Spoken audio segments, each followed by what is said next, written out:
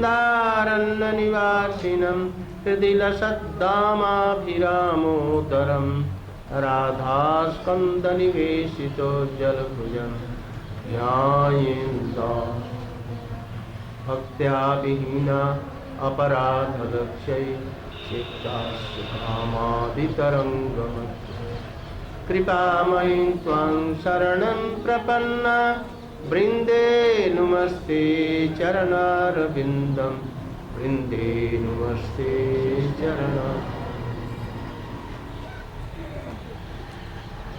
तवैवास्मि न जीवामि त्वया विना इति विघ्नराधे तं नयमामचरणं चिरे।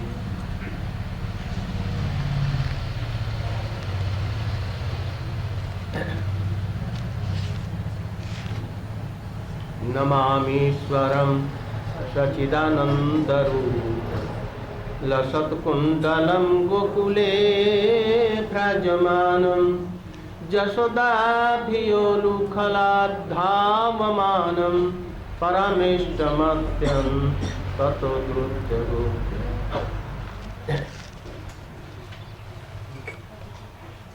हम लोग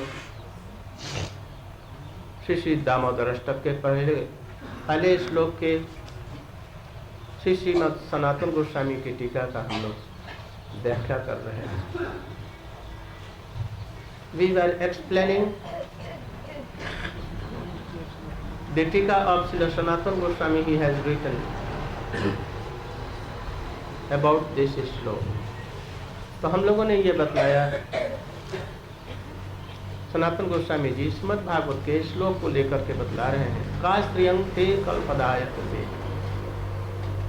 गोपियों ने कहा कि हम लोग जो धर्म का उल्लंघन कर रही हैं, हम अपने पतियों के पास से आपके पास में चली आई हैं, और इसके लिए हमें जो नरक जाने के लिए आप कह रहे हैं, धर्म का उल्लंघन बतला रहे हैं। यथार्थ में ये हमारा धर्म का उल्लंघन नहीं है, ये आप ही धर्म का उल्लंघन कर रहे हैं, और इसके लिए जो भोग करना पड़ेगा आप ही को इसका भोग करना पड़ेगा। क्यों? क्योंकि इतना सुंदर मनोहारी रूप जिसकी तुलना पृथ्वी में नहीं है, अनुपम माधुरी आपके रूप की छटा है, और उसको लेकर के हमारे समीप में आए हैं, और उस पर भी मूर्छना और अवरोह आरोह के साथ युक्त आप जो बंसी बेणु बजा रहे हैं, आप कहीं करते हैं ना, सम्मान देते हैं उन लोग। उनको सम्मान नहीं दे। आप माने क्या? आप माने तुम नहीं, इसका बहुत से अर्थ होता है।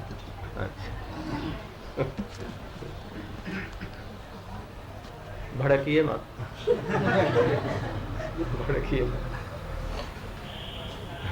हम लोग जानते हैं कि आप भीतर में रसस्थ हैं, ऊपर से हम जानते हैं, कोई मालूम नहीं है। अब हम आपके स्वरूप को भली भांति परिचित हो चुके हैं, ठीक से नहीं जाने।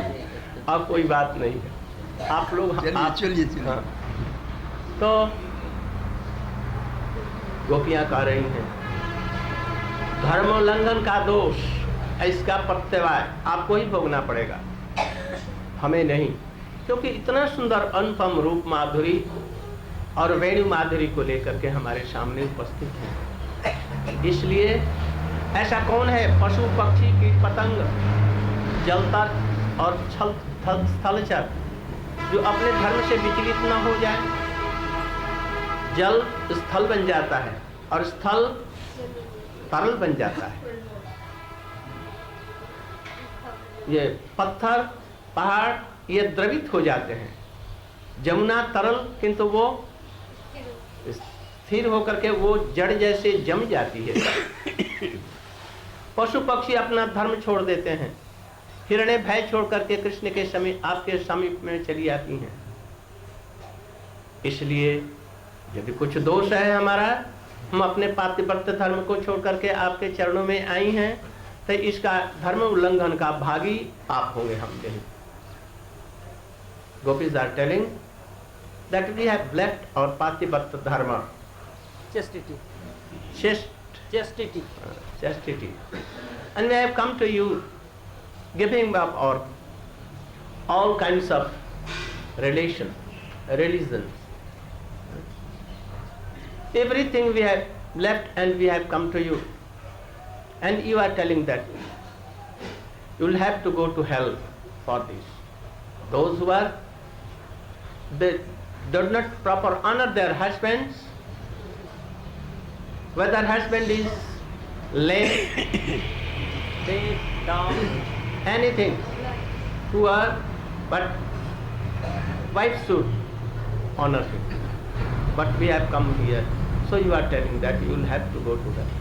But we think that we will have not to go to hell, or if we will go, then you will have to also to go in hell. आपको भी इसके लिए जाना पड़ेगा. क्यों? Why you have taken this beautiful shape? And after this you have so good Venu Madhuri, sweet Madhuri of Venu. So in this world we think that there is no one in this whole world, any lady, and what to tell any lady, animals, birds, rivers, mountains, all can change their dharma. Dharma माने क्या? Religion या नहीं शायद. They can change their moods. All they can change. So we are not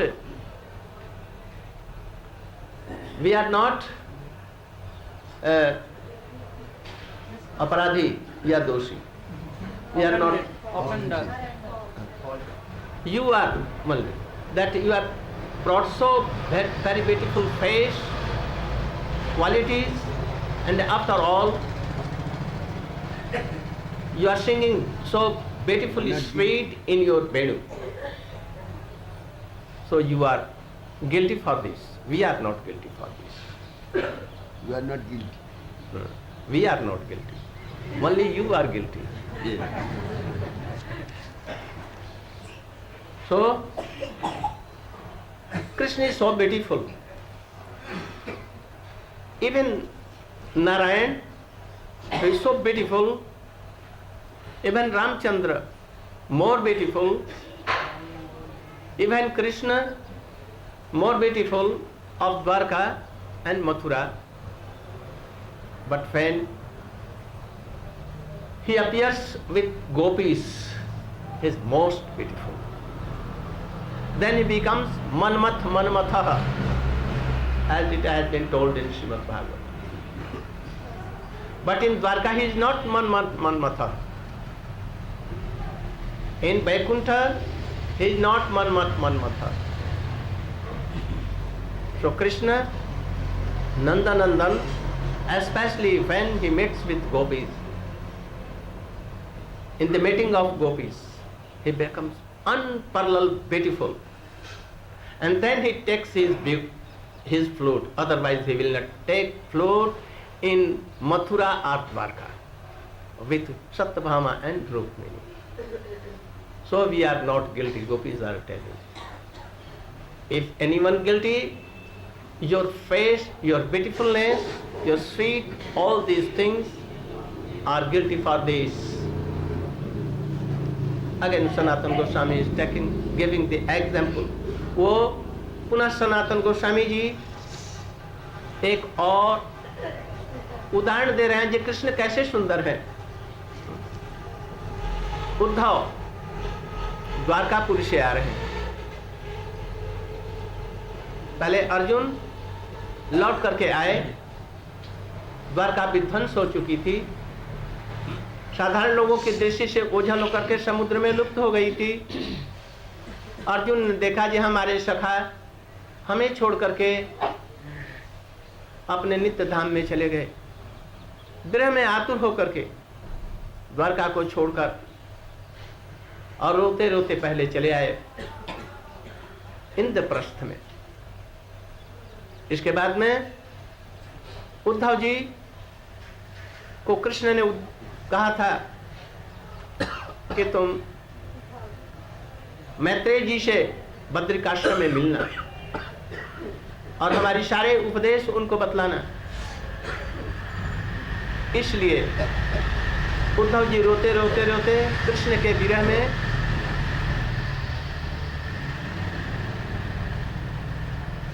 Vidur ji से मिले जमुना के किनारे।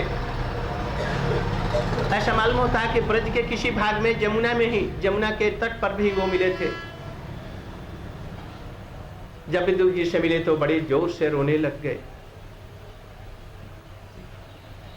When Krishna disappeared and he went to he entered his अप्रकट Leela to Golok Vrindavan, Uddhav felt so much deep separation from Krishna. Krishna has ordered him to meet Vidur and Maitreya at Badrikashram. So when he was coming to Braja, he met Vidur in any place in Braja on the bank of sweet Jamuna. Uddhav began to weep to see Vidur. He was rolling down on the earth. Tears were coming so much. Vidur could not think that what has become. May I submit one thing? May I submit one thing? In the middle, Yes, I am just now submitting you to can you. do. You are my Shiksha Guru, you can do all this. No taking of orders. No, I am submitting very sorry. Maharaj is speaking that Uddhav became very much sorry for separation. But he is omnipresent. Krishna is omnipresent. Present in everywhere. What is this situation? I can't understand.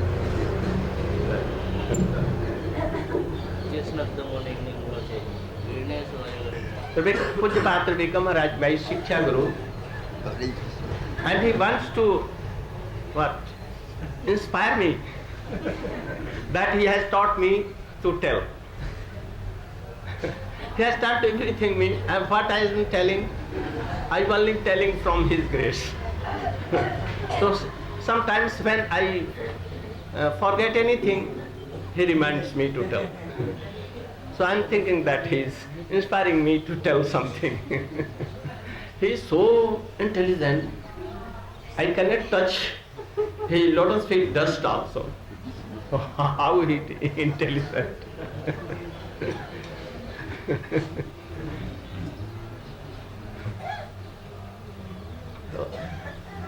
Vidur Uddhav ji के संबंध में कहा यमुना किनारे विदुर उद्धव। कृष्ण की मधुर लीलाएं ऐसे ही हैं कि जड़ पदार्थ को वो भी मुग्ध कर देती हैं, तो उद्धव जी जैसे लोगों की बात क्या है। उद्धव जी में दो चीजें हैं, ऐश्वर्य और माधुर्य दोनों। जब उद्धव जी रहते हैं द्वारका में कृष्ण के साथ में, तो ऐश्वर्यमयी लीलाओं के तरफ में ऐश्वर्य भाव उनके हृदय में होता है। और जहाँ कृष्ण उनको गोपियों के पास में ब्रज में भेजते हैं, तो वो सब कुछ कृष्ण को भी भगवत्ता इत्यादि भूल करके गोपियों के जैसे भाव में रंग जाते हैं। किंतु उनका रंग कैसा है, जैसे हम लोग कपड़े में कोई रंग देते हैं फिर साबुन से उठा देते हैं, वैसे नीलीदा जब नीलमा रंग है उनका, तो जब वो ब्रज में आ जाते हैं तो गोपियों के रंग में रंग जाते हैं, किंतु जब वहाँ चले जाते हैं वो रंग उतर जाता है। इसलिए उनके दो प्रकार के भाव हैं। इसलिए जब अर्जुन इसको फील कर रहे हैं,